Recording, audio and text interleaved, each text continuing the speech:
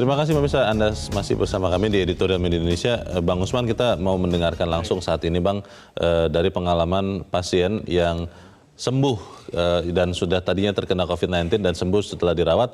Saat ini kita sudah terhubung lewat saluran telepon dengan Ratri Anindya Jati, pasien Corona 03 yang sudah berhasil melewati masa krisis dan sembuh oleh tim dokter. Mbak Ratri, selamat pagi. Selamat pagi. Mbak Ratri sehat ya? Iya, sehat Mas. Puji Tuhan. Mbak Ratri, kita ingin tahu Mbak, pada saat dirawat kemarin itu berapa lama Mbak Ratri dirawat di rumah sakit dan ditangani oleh berapa orang tim dokter ya Mbak ya? Iya, jadi saya total dirawatnya 10 hari dan perkiraan saya sih waktu itu ada sekitar 5-6 dokter yang datang hilir. Mereka semuanya ahli paru-paru dan setiap hari sekali kami dicek oleh mereka. Dicek oleh para dokter. Kalau pengamatan karena waktu itu kan di ruang isolasi itu 24 jam ya Mbak ya? Iya, 24 jam dan CCTV-nya. Jadi kalau kita ada apa-apa atau perlu sesuatu itu tinggal ngebel. Terus susternya ada yang standby 24 jam untuk mengawasi kita. Dan setiap hari selalu ada? Iya, selalu ada, dan 4 hari sekali kami dicek suhu badan sama tensi darah, sama saturasi oksigen di dalam tubuh. Jadi tanda-tanda vital tubuh selalu dipantau begitu ya? Iya, dan swab tenggorokan dan hidung juga hampir setiap hari. Mbak Ratri pernah mengalami tidak dalam perawatan itu kondisi atau saat di mana katakanlah malam-malam begitu dokternya harus datang begitu atau seperti itu Mbak? Pernah tidak Mbak? Enggak, kalau saya enggak. Tidak ya? Enggak. Oke. Kamu dikasih tahu bahwa saya positif, itu aja.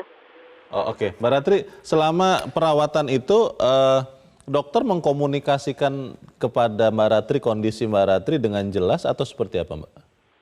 Iya, jelas. Tapi kalau saya kan kondisinya memang tidak parah. Jadi lebih kayak situasinya kayak mild flu gitu, yang flu ringan. Nah, tapi ya karena ini kan semuanya hal baru untuk tim medis dan dokter di seluruh dunia ya, nggak hanya di Indonesia. Jadi kan mereka memang harus mengikuti perkembangan apa yang hari ini ditemukan oleh WHO atau oleh tim-tim dokter internasional gitu. Mereka saling update informasi. Oke. Mbak Ratri, kalau saat ini ada orang yang ya mungkin karena ketidaktahuan mengatakan bahwa ya tim dokter atau tim paramedis di Indonesia masih belum paham kok bagaimana mengatasi COVID-19 ini, dan mereka ya juga mungkin uji coba juga. Menurut Anda seperti apa Mbak Ratri?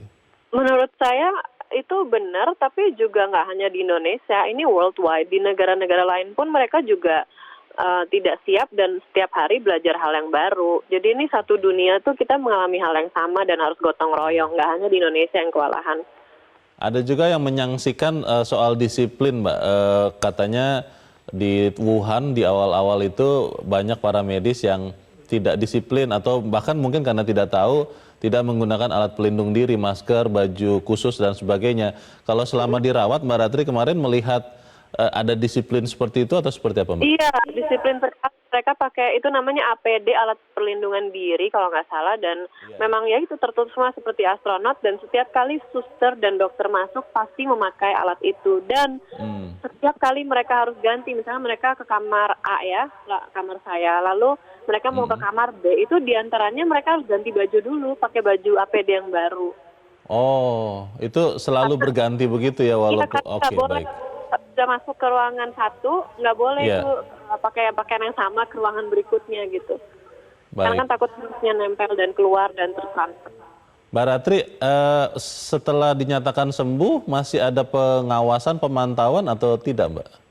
Enggak, dan kita juga dianjurkan untuk stay di rumah dulu sementara dan jaga diri, kontak sama orang lain. Jadi kita membatasi sekali siapa yang boleh datang ke rumah dan bagaimana caranya. Tapi sebenarnya sudah bisa aktivitas normal, hanya kalau ada keluhan kami sebaiknya langsung mengkontak tim dokter di RSPI begitu. Oh, selalu disediakan kontak kalau sewaktu-waktu, semoga tidak terjadi ya, ada sesuatu yang memburuk begitu ya?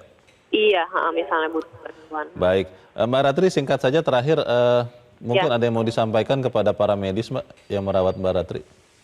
Ya, kita sih seperti yang Ibu sampaikan waktu di press conference itu, pesan dari kita bertiga, terima kasih banget untuk mereka yang ya di saat begini kan mereka juga punya keluarga, mereka punya tetangga-tetangga yang juga mungkin karena tidak tahu jadi agak mengucilkan, dan mereka tuh benar garda depan dan perjuangan mereka masih panjang ini beberapa bulan ke depan. Jadi tolong supportnya aja sih dari masyarakat supaya mereka bisa bekerja dengan baik. Gitu. Baik, Mbak Ratri, terima kasih sudah menceritakan pengalaman Anda. Tetap sehat ya Mbak ya. Terima kasih, selamat pagi. Bang Usman, kalau kita mendengar ini kan nyata ya, bukan hoax, bukan katanya diceritakan tadi oleh Mbak Ratri bagaimana para medis merawat mereka. Pertanyaannya adalah begini Bang, bagaimana kemudian yang pertama pengetahuan para medis, yang kedua kekuatan karena merawat sekian banyak orang dengan sesuatu yang sebetulnya juga belum diketahui pasti kan, itu kan menyerang mental mereka juga. Ini cukup atau tidak kekuatan para medis kita? Iya, saya kira tidak cukup kalau dia tidak didukung oleh kita semua begitu. Jadi jangan kita menyalah-nyalahkan, oh dokter kita nggak siap, nggak ngerti. Ya memang ini sesuatu yang baru. Semua masih trial and error. Semua saling memberi informasi, apakah WHO atau dokter lain di negara lain. Ini perlu, jadi begini loh, para dokter itu mengobati, merawat, itu sambil belajar sebetulnya begitu. Karena kita tidak punya pengalaman sebelumnya. Karena ini penyakit baru. Iya, dan tentu saja itu secara mental bisa membuat stres lah. Nah, karena itu mari kita dukung. Kita harus mendukung para medis ini secara psikologis maupun secara fisik, misalnya dengan menyediakan APD-nya begitu, alat perlindungan diri. Kita juga menyiapkan nutrisinya, karena mereka kadang-kadang bekerja seperti Dokter Handoko tadi, nggak mengenal waktu sampai jam 3 pagi katanya begitu. Overtime terus ya? Betul, padahal sudah usianya lumayan lanjut begitu. Kalau untuk koordinasi dokter sendiri Bang, kita fokus mungkin ke dokter dulu ya. Kan Indonesia ini ada beberapa wilayah, memang Jakarta paling banyak yang terkena, tapi ada beberapa wilayah lain yang juga terkena. Koordinasi antar dokter di seluruh Indonesia ini seperti apa? Iya, saya kira itu perlu pengoordinasian. Tidak mudah karena wilayah kita itu sangat luas, tapi bukan berarti tidak bisa. Ya, karena itu kita sudah satu komando kan, sejak pekan lalu. 2 pekan lalu bahkan begitu barangkali ya. Pekan lalu saya kira sejak hari pekan lalu. Pekan lalu ketika Pak Doni ditunjuk. Nah, itu kan juga mengkoordinasikan termasuk saya kira ada bagian yang mengurusi koordinasi ini dengan misalnya rumah sakit, dengan dokter begitu. Di Italia tim dokter dari Tiongkok terbang ke sana untuk berbagi pengalaman dan membawa bantuan juga. Apakah hal serupa bisa dilakukan juga di Indonesia? Kita akan bahas di bagian berikut, dan pemirsa tetap bersama kami. Editorial Media Indonesia segera kembali. Terima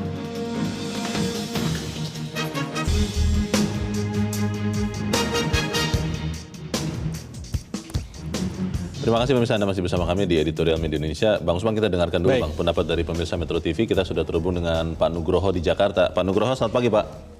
Selamat pagi Bung Usman, selamat pagi Bung Leonard. Selamat pagi Pak. Silakan Pak Nugroho, pendapat Anda. Tema hari ini betul-betul hebat Metro. Solidaritas. Ya. Solidaritas itu adalah satu perintah ilahi pada semua agama. Untuk mengekang egoisme penyakit manusia itu. Itu ada hablum minanas, adalah kasihlah sesamamu seperti dirimu sendiri. Menghormati pengorbanan orang lain. Nah, dalam menghadapi corona seperti ini, maka marilah kita menghormati pahlawan-pahlawan tentara yang berjuang di garis depan dalam menghadapi corona. Jangan nyinyir. Ceritakan kepahlawanan mereka, pengorbanan mereka, kayak Dr. Handoko yang sampai sakit dan sebagainya. Satu. Yang kedua, sediakan kebutuhan yang cukup dan memadai. Bagus juga diberi insentif kalau mereka kerja lembur. Yang ketiga, sediakan alat-alatnya supaya mereka selamat. Jangan biarkan mereka berjuang sendiri dengan alat yang compang-camping. Yang kelima, yang paling penting, mari kita bangun solidaritas ini untuk mencintai Indonesia. Jangan malah menggunakan ini untuk memanfaatkan kepentingan ego sektoral, egosentris yang egoistik. Ini yang kita harapkan. Metro hari ini hebat mengangkat solidaritas. Baik, terima kasih Pak Nugroho di Jakarta. Selamat pagi Pak. Di belakang Pak Nugroho ada Ibu Lia di Makassar, Sulawesi Selatan. Bu Lia, selamat pagi. Assalamualaikum. Waalaikumsalam warahmatullahi wabarakatuh. Silakan Bu Lia, pendapat Bu. Jadi apa yang terjadi di Cina sekarang sudah mulai di negara kita ini Pak ya. Jadi pasti ada banyak rasa khawatir, kemudian perasaan miris ya, prihatin, apalagi dengan para tenaga medis kita, dokter-dokter kita. Tapi solidaritas itu kan bisa banyak macamnya Pak ya, termasuk dari kita juga masyarakat ya, bagaimana untuk bisa menaati himbauan-himbauan dari pemerintah.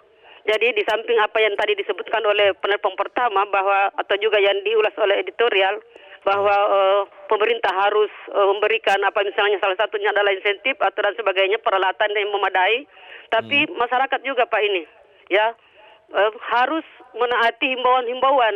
Jadi seperti sekarang ini diberlakukan artinya kerja di rumah. Itu jangan dimanfaatkan untuk ke mall, dan ini sering sudah terjadi beberapa yang didapati begitu menyalahgunakan himbauan-himbauan dari pemerintah tadi ini.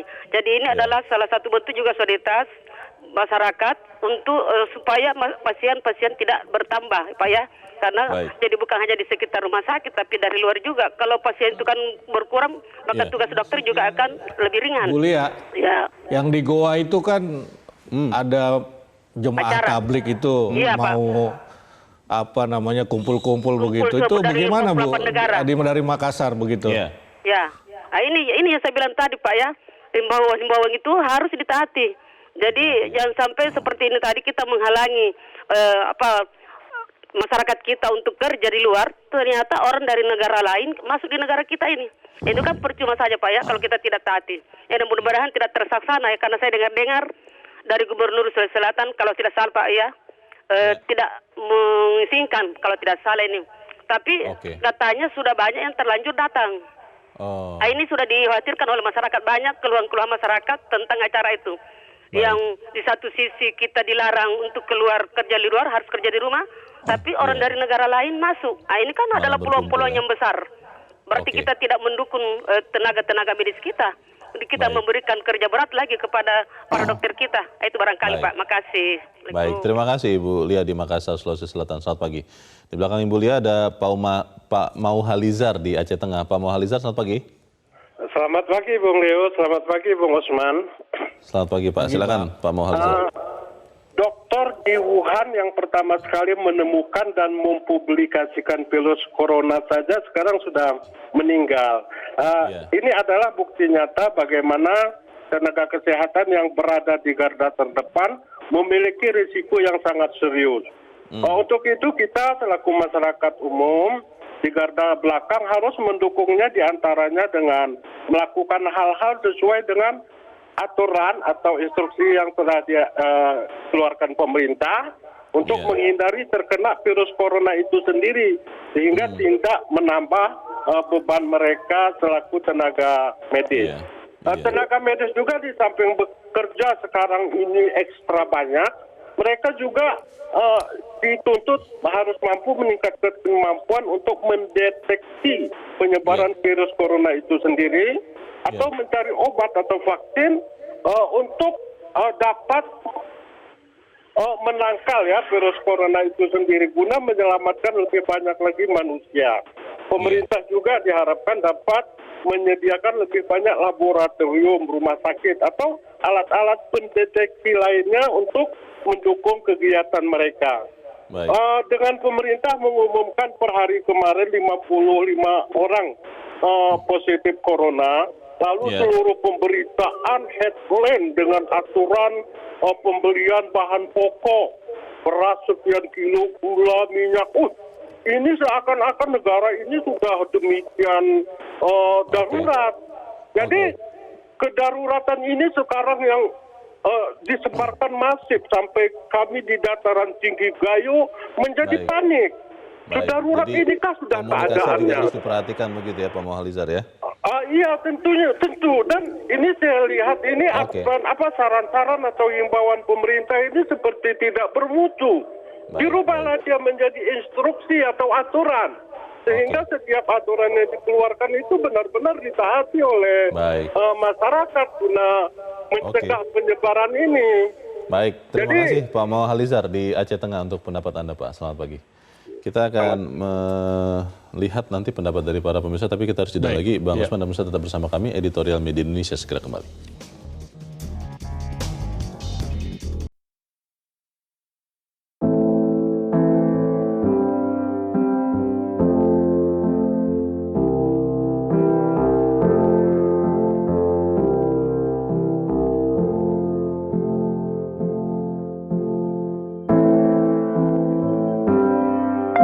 Juga tadi Bulia yang paling tegas mengatakan kita semua ya harus juga membantu supaya kemudian tidak lagi terjadi lebih banyak lagi pasien, supaya kemudian para medis ini juga tidak overwhelming, tidak kewalahan. Setuju sekali. Itu dalam taraf minimal yang bisa kita lakukan, yaitu apa? Dengan social distancing, menjaga jarak sosial, ya. Work from home misalnya. Nah, menjaga kesehatan daya tahan tubuh itu sebenarnya sudah mendukung tenaga kesehatan kita, begitu. Sehingga tidak makin banyak orang yang harus ditangani karena terjangkit corona. Artinya kan mengurangi beban mereka. Betul. Yang kedua, tadi Bulia juga sampaikan dan beberapa penelpon lainnya, ya apa yang bisa kita dukung seperti teman-teman dari Gerakan Nutrisi Garda Terdepan itu memberi makanan, vitamin kepada para dokter ini. Kemudian yang lain, ya ini pemerintah atau juga masyarakat bisa menyiapkan APD. Alat pelindung. Tetapi yang lain yang mesti dilakukan pemerintah adalah seperti yang dilakukan oleh DKI, memberikan insentif kepada para tenaga medis ataupun perawat ini. Dan 4 hal itu kita bisa lakukan, dan yang paling penting sebetulnya ya jangan mereka lah, jangan menghina, melecehkan, wah nggak benar penanganannya, nggak ngerti menangani itu. Ya ini hal yang baru kok begitu, semua masih belajar. Ada yang mengatakan soal alat-alat perlindungan diri itu Bang, itu rupanya konon katanya, saya juga belum mengecek kebenarannya, relatif terbatas juga. Iya, jadi begini, misalnya untuk masker, itu kan bahan bakunya kita impor dari Tiongkok. Nah ini juga Tiongkok sendiri kan membutuhkan, jadi masing-masing negara ini saling protek. Melindungi dirinya sendiri ya. Eropa punya bahan baku itu juga lagi persoalan sekarang, malah lebih parah Eropa. Nah karena itu dalam konteks ini seperti pertanyaan tadi, kerjasama global itu menjadi penting. Betul. Ya misalnya Cina, Tiongkok itu mulai membantu Italia misalnya bagaimana menangani, ini penting ya kita. Tiongkok adalah negara pertama yang terkena virus corona, tapi dari Tiongkok kita bisa belajar banyak karena dia sudah melakukan berbagai langkah walaupun awalnya mungkin trial and error, tapi berhasil gitu. Ya jadi ya betul apa yang disebut orang belajarlah sampai ke negeri Cina katanya begitu kan, termasuk dalam penanganan virus COVID ini ya. Corona ini begitu. Jadi tidak apa-apa ya kalau kemudian katakanlah pemerintah Indonesia, dokter-dokter Indonesia ya bertanya meminta bantuan dari dokter-dokter di Tiongkok. Iya, dan kedutaan besar Tiongkok di sini kan sudah siap membantu ya. Sudah siap membantu, sudah menyatakan secara terbuka begitu nanti bahwa kalau siap membantu. Kalau kita minta bantuan dari Tiongkok, ada yang mengatakan, wah kenapa kita tidak bisa mandiri, kenapa harus ke Tiongkok, kenapa orang asing? Nah itulah begitu, dia yang kayak begitu itu nggak penting lah, nggak perlu, nggak boleh bahkan saya kira. Apalagi dalam kondisi seperti sekarang ini, ya, yang itu memakan energi kita. Mestinya kita konsentrasi menangani virus corona ini, yang malah disibukkan oleh misalnya membantah hoax lah, membantah disinformasi, memberi penjelasan. Ya misalnya tadi, apalagi terkait dengan agama kan, sudah diimbau bahkan MUI misalnya dalam konteks Islam mengeluarkan fatwa bahwa ya silakan tidak apa-apa kok sholat Jumat diganti sholat zuhur. Ini masih ada yang bikin status di media sosial, udah jangan takut lah, mati itu urusannya Tuhan dan seterusnya. Begitu juga di gereja masih ada yang seperti itu. Atau jangan-jangan perlu efek kejut Bang, kata kan ada yang mengatakan memberikan efek kejut. Ya nanti kalau begitu lebih terkejut lagi, lebih parah lagi. Misalnya seperti di Singapura. Singapura bahkan menutup masjid untuk sholat Jumat, tapi bukan cuma masjid loh, gereja juga, jangan salah juga. Semua rumah-rumah yang mengumpulkan banyak orang itu ditutup begitu. Dan ini kan sementara karena untuk mengurangi penyebarannya begitu loh. Jadi saya kira perlu kesadaran seperti yang hari ini di Ruteng pelantikan uskup agung atau kardinal begitu. Itu saya kira dibatalkan lah, dan Pak Doni sudah mengimbau untuk dibatalkan itu. Begitu. Himbauan ini apa perlu dilengkapi dengan sanksi begitu Bang? Karena orang Indonesia. Saya kira ini kan kesadaran sebetulnya, kesadaran sama seperti di Muara Enim. Di Muara Enim itu maksudnya bagus, kita mau berdoa bersama-sama supaya virus corona, ya tapi bukan begitu caranya kan. Maksud saya ya berdoa saja dari rumah masing-masing begitu. Karena pengumpulan itulah salah satu cara kan sudah terbukti, misalnya di Singapura pertama menular itu di gereja, kemudian di Korea juga. Kemudian di Iran itu di Kota Qom. Kota Qom itu ya tempat ibadah kaum Syiah juga begitu loh. Jadi saya kira itu jadi pelajaran lah buat kita. Baik, disinilah saatnya kita bersama-sama sebagai satu bangsa untuk melawan COVID-19 ini. Terima kasih Bang Usman sudah hadir di tempat ini. Selamat pagi Bang. Terima kasih Leo.